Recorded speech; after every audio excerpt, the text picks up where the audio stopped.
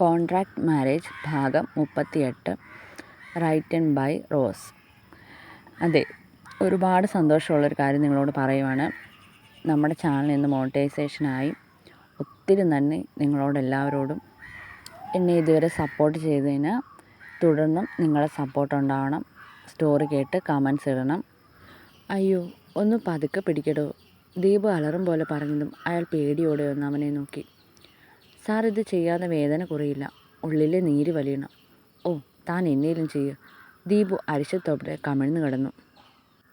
ഉഴിച്ചിലും പിഴിച്ചിലും എന്നൊക്കെ പറഞ്ഞിട്ടിപ്പോൾ ദിവസം കുറേയായി ഈ കിടപ്പ് വന്ന് കിടക്കാൻ തുടങ്ങിയിട്ട്. എന്നാലും അവൻ എന്നോട് തന്നെ ഇങ്ങനെ ചെയ്തല്ലോ. അന്ന് ശിവൻ കൊടുത്ത അടിയൊക്കെ ശരിക്കും കൊണ്ടിരുന്നു ദീപുവിന്. ഇംഗ്ലീഷ് മരുന്ന് മാറ്റി ആയുർവേദത്തിലേക്ക് മാറിയപ്പോഴാണ് ഒന്ന് എണീറ്റ് നിൽക്കാൻ എങ്കിലും പറ്റിയത്. ഒന്ന് നിവർന്ന് നിന്നിട്ട് വേണം അവനൊക്കെ ഉള്ളത് കൊടുക്കാൻ. ഇത്രയൊക്കെ കിട്ടിയിട്ടും അവന് മനസ്സിലായില്ല ശിവൻ ആരാണെന്നും അവൻ്റെ പവർ എന്താണെന്നും. ശിവനോടുള്ളതിനേക്കാൾ പക ഭദ്രയോടായിരുന്നു. അവൾ കാരണം തൻ്റെ പെങ്ങളുടെ മാത്രമല്ല തൻ്റെ അവസ്ഥയും മോശമായിക്കൊണ്ടിരിക്കുകയാണ്. ഇങ്ങനെ കിടക്കേണ്ടി വന്നത് അവൾ ഒരുത്തി കാരണമാണ്. ദീപുവിന് എങ്ങനെയും രണ്ടാളെ പിരിക്കാനുള്ള ആലോചനയായിരുന്നു. ഇവിടെ നിന്നിറങ്ങിയാൽ അതിനുള്ള പണികൾ ചെയ്തു തുടങ്ങണം. അവൻ മനസ്സിൽ കണക്ക് കൂട്ടിക്കിടന്നു. അതേസമയം രാജു ചെയ്തു കൂട്ടിയ കാര്യങ്ങൾ അവനൊട്ട് അറിഞ്ഞതുമില്ല. അമ്മ ആരെയാ കുറേ നേരമായി ഇങ്ങനെ കിടന്ന് വിളിക്കുന്നത്? രാജി അരിശത്തോടെ ഫോൺ കട്ട് ചെയ്യുന്നതും പിന്നെയും വിളിക്കുന്നതുമൊക്കെ നോക്കി സംശയത്തോടെ നിൽക്കുവാണ് ധന്യ. അവസാനം കാര്യമറിയാനായി അവൾ ചോദിച്ചു.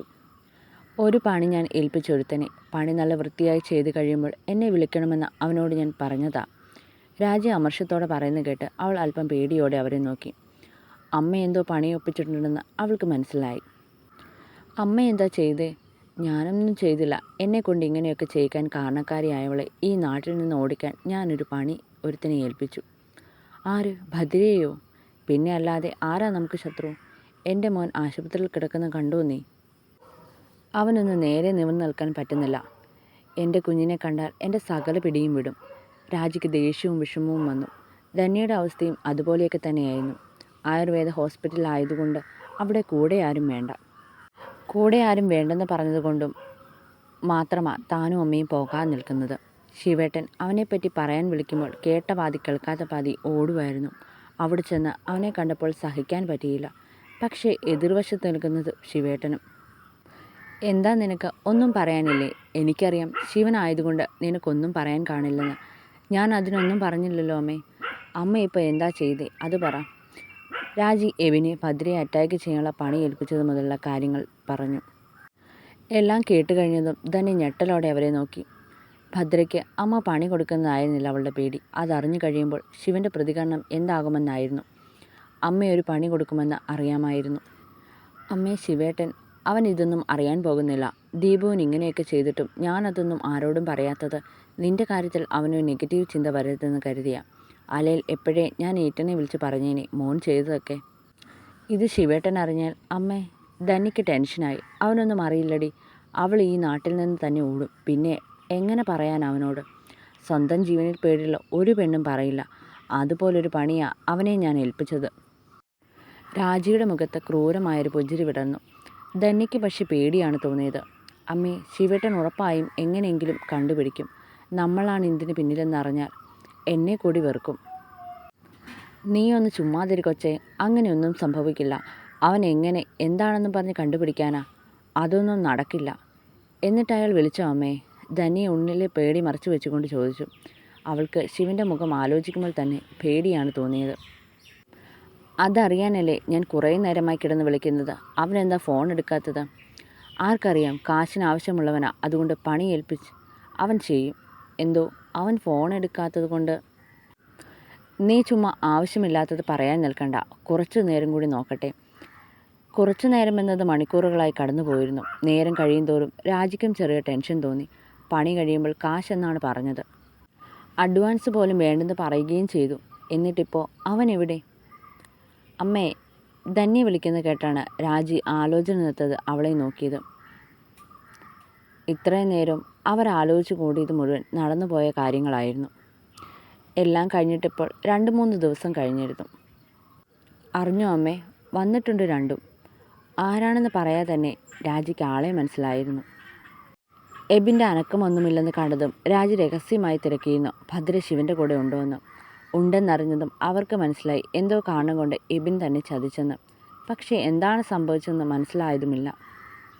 വരട്ടെ, എത്ര നാൾ അവർ ഒരുമിച്ച് നിൽക്കുമെന്ന് എനിക്കൊന്ന് കാണണം. അതെങ്ങനെയാ? ഒരുത്തനെ ഒരു കാര്യം ഏൽപ്പിച്ചിട്ട് അവൻ എവിടെയാണെന്ന് പോലും അറിയില്ല. അഡ്വാൻസ് പോലും വേണ്ട, എല്ലാം കഴിഞ്ഞിട്ട് മതിയെന്ന് പറഞ്ഞപ്പോൾ ഞാനും കരുതി അവനാൾ കൊള്ളാമെന്ന്. ആത്മാർത്ഥത കൊണ്ടാണ് അവൻ അങ്ങനെയൊക്കെ സംസാരിക്കുന്നതെന്ന്. ശിവട്ടൻ അറിഞ്ഞു കാണുമോ അമ്മേ? ഓ, അതിനൊന്നും വഴിയില്ല.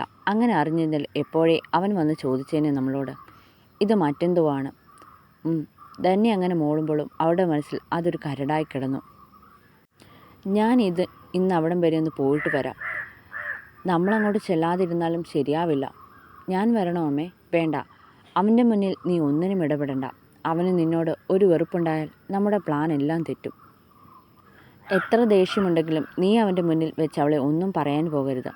അവർ തമ്മിലുള്ള ഇരിപ്പുവശം ഇപ്പോഴും നമുക്കറിയില്ല. ആദ്യം അത് കണ്ടുപിടിക്കണം. അത് കഴിഞ്ഞിട്ട് മതി നീ ഇതിലേക്ക് ചാടുന്നത്. അതുവരെ നീ അവന് മുന്നിൽ അഭിനയിച്ച് നിൽക്കണം.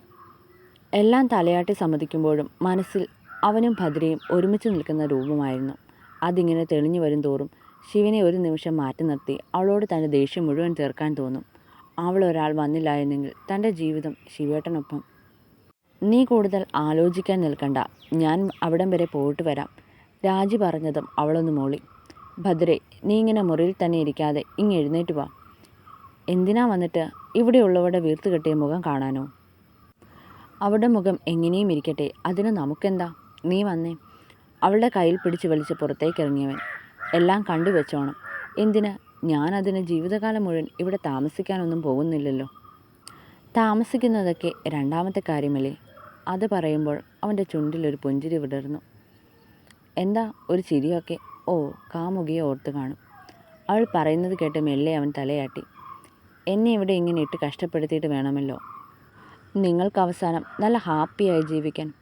ആഹാ, അപ്പോൾ ഇതൊക്കെ അറിയാം. അവനെ ദഹിപ്പിച്ച് നോക്കിയതല്ലാതെ അവൾ മറുപടി പറഞ്ഞില്ല. വീട് മൊത്തം ചുറ്റിക്കാണിക്കുകയായിരുന്നു അവൻ്റെ ലക്ഷ്യം. എന്തു വലിയ വീടാ, കൊട്ടാരം പോലെ. അവൻ ഓരോന്ന് കാണിക്കുന്നതിനിടയിൽ അവൾ മനസ്സിൽ പറഞ്ഞു. അവൾക്ക് വല്ലാത്ത അതിശയം തോന്നി. ഇതാ നീ ചോദിച്ച ലൈബ്രറി. അവനൊരു മുറിയിലേക്ക് അവളെയും കൂട്ടിക്കയറി. അതിനകത്തേക്ക് കാലടിച്ചു വെച്ചതും അവളുടെ കണ്ണുകൾ അത്ഭുതം കൊണ്ട് വിടർന്നു. ശരിക്കും അതിനകം ഒരു ലൈബ്രറി പോലെയായിരുന്നു. അതിനകത്ത് തടി കൊണ്ട് പല അറകളായി തിരിച്ച് ശരിക്കും ഒരു ലൈബ്രറി കാണും പോലെ. ഇത് മുത്തച്ഛൻ്റെ പണിയാണ്, പുള്ളി ജീവിച്ചിരുന്നപ്പോൾ പണിതത്. ആളൊരു പുസ്തകപ്രിയനായിരുന്നു. അവളുടെ മനസ്സിലെ സംശയങ്ങൾ ഓരോന്നായി നിവർത്തിക്കും പോലെ അവൻ പറഞ്ഞു. അവളുടെ കണ്ണുകളിൽ അത്ഭുതവും അതിശയവും നിറഞ്ഞു. ആ റൂമിൽ തന്നെ ഇരുന്ന് വായിക്കാനുള്ള സൗകര്യവും ഒരുക്കിയിട്ടുണ്ട്. നിനക്കെപ്പോൾ വേണമെങ്കിലും ഇങ്ങോട്ട് വരാം. ആ നിലയിൽ ബുക്കെടുത്ത് റൂമിൽ പോയിരുന്ന് വായിക്കാം. അതിനാരെയും പേടിക്കേണ്ട ആവശ്യമില്ല. നമ്മളപ്പോൾ ഇവിടെ തന്നെ കൂടാൻ തീരുമാനിച്ചോ? അതെന്താ വേണ്ടതെന്ന് വെച്ചാൽ ഞാൻ തീരുമാനിച്ചോളാം. തമ്പുരാട്ടി ഭാരിച്ച കാര്യങ്ങളൊന്നും ആലോചിച്ച് തല വിഷമിക്കേണ്ട. അവളുടെ തലയിൽ കൊട്ടിക്കൊണ്ട് മുന്നോട്ട് നീങ്ങിയവൻ. ഭദ്ര അവൾക്ക് വായിക്കാൻ ഇഷ്ടം തോന്നിയ 2-3 ബുക്കുകളെടുത്ത് അവനൊപ്പം അതിനകത്തുനിന്ന് പുറത്തേക്കിറങ്ങി. ഇനി ഇതിനകത്ത് കയറിയതിന് ആരെങ്കിലും എന്നേലും പറയുമോ? ചന്ദ്രിക താനെന്ന് മുറിയിലേക്ക് നോക്കിയതിൻ്റെ പേരിൽ തന്നെ ഓരോന്ന് പറഞ്ഞതൊക്കെ അവളുടെ മനസ്സിൽ കിടക്കുവാണ്. അതൊന്നും അത്ര വേഗം മറക്കാൻ കഴിയില്ലല്ലോ. എടി പെണ്ണേ, ഇതെൻ്റെ വീട്. ഇവിടെ എവിടെ കയറാനും എനിക്ക് ആരുടെയും അനുവാദം വേണ്ട. നിനക്കും അങ്ങനെ തന്നെ. നീ എൻ്റെ ഭാര്യയാണ്. ഇതിങ്ങനെ എപ്പോഴും പറയേണ്ട കാര്യമില്ല. അഭിനയിക്കാൻ വന്നവൾ അങ്ങനെ പറഞ്ഞാൽ മതി.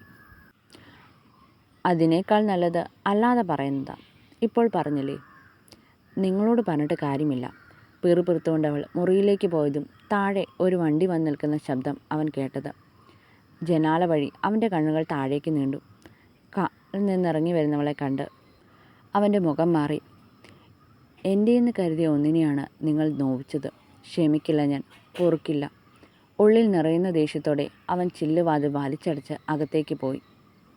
അതെ, വന്നിട്ടുണ്ട് നിൻ്റെ ശത്രു. എൻ്റെയോ? ആര് ശിവേട്ട?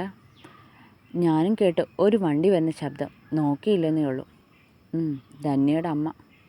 ശിവൻ്റെ നാവിൽ നിന്ന് ആ പേര് വീണതും അവളിൽ അത്ര നേരമുണ്ടായിരുന്ന തെളിച്ചമൊക്കെ കെട്ടുപോയിരുന്നു. അവരാകും തനിക്കെതിരെ കൊട്ടേഷൻ കൊടുത്തത്. അതൊരു സംശയം മാത്രമായിരുന്നില്ല, സത്യമാണെന്ന് അവൾക്ക് ഉറപ്പായിരുന്നു. അപ്പോൾ ശിവേട്ടൻ അറിയാമെന്നല്ലേ അവരാ എനിക്കെതിരെ കൊട്ടേഷൻ കൊടുത്തതെന്ന്? ഭദ്ര അവൻ്റെ നാവിൽ നിന്ന് എന്തൊക്കെയോ അറിയാൻ വേണ്ടി തുറന്നു ചോദിച്ചു. പക്ഷേ അവൻ്റെ ഉത്തരമൊന്നുമില്ലാതെ മൗനമായി നിന്നു. മറുപടി ഒന്നും പറയാൻ നിൽക്കുന്ന ശിവനെ കണ്ടതും അവളുടെ മുഖത്ത് ദേഷ്യം നിറഞ്ഞു. ഇനിയൊന്നും അവനോട് ചോദിച്ചിട്ട് കാര്യമില്ലെന്ന് അവൾക്ക് മനസ്സിലായി. പക്ഷേ എങ്ങനെയും ഞാനിത് കണ്ടുപിടിക്കും, അവൾ മനസ്സിൽ ഉറപ്പിച്ചു.